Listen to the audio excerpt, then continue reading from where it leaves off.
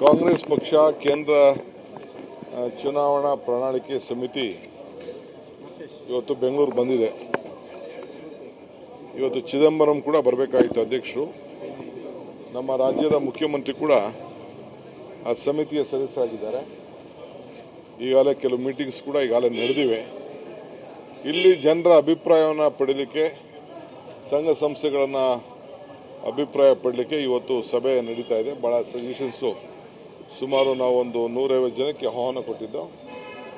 99% ಎಲ್ಲರೂ ಕೂಡ ಬಂದು, ಎಲ್ಲ ಸಂಘ ಸಂಸ್ಥೆಗಳು ವಾಲಂಟಿಯರ್ಸು ಎಲ್ಲ ಬಂದು ಸಲಹೆನ ಕೊಡ್ತಾ ಇದ್ದಾರೆ.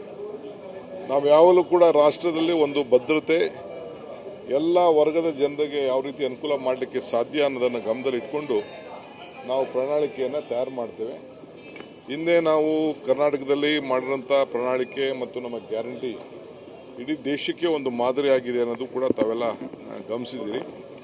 ಈ ಹಿನ್ನೆಲೆಯಲ್ಲಿ ಕೂಡ ಈಗೆಲ್ಲ ಕಾರ್ಯರೂಪಕ್ಕೆ ನಾವು ತಂದಿದ್ದೇವೆ. ಏನು ಕಾರ್ಯರೂಪಕ್ಕೆ ತರಲಿಕ್ಕೆ ಸಾಧ್ಯ ಅದು ಮಾತ್ರ ನಾವು ಮಾಡ್ತೀವಿ. ಅದರ ಬಗ್ಗೆ ಒಂದು ವ್ಯಾಪಕವಾದ ಚರ್ಚೆ ನಡೀತಾ ಇದೆ. ಇದಾದಮೇಲೆ ನಮ್ಮ ಇಂಡಿಯಾ ಕೂಟ ಕೂಡ ಕೂತ್ಕೊಳ್ತದೆ. ನಾವೇನು ಮ್ಯಾನಿಫೆಸ್ಟೋ ಅವ್ರ ಸಲಹೆ ಕೂಡ ಎಲ್ಲ ನಾವು ತೆಗೆದುಕೊಂಡು ಒಟ್ಟಾರೆ ಈ ದೇಶದಲ್ಲಿ ಒಂದು ಬದಲಾವಣೆಯನ್ನು ತರಬೇಕು.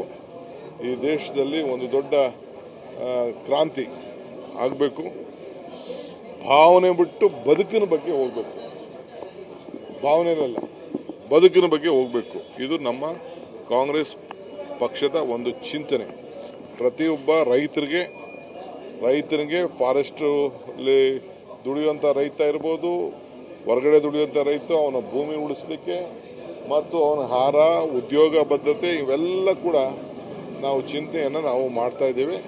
ಸೊ ಅನೇಕ ಸಲಹೆಗಳನ್ನು ಸ್ವೀಕಾರ ಮಾಡ್ತಾ ಇದ್ದೇವೆ.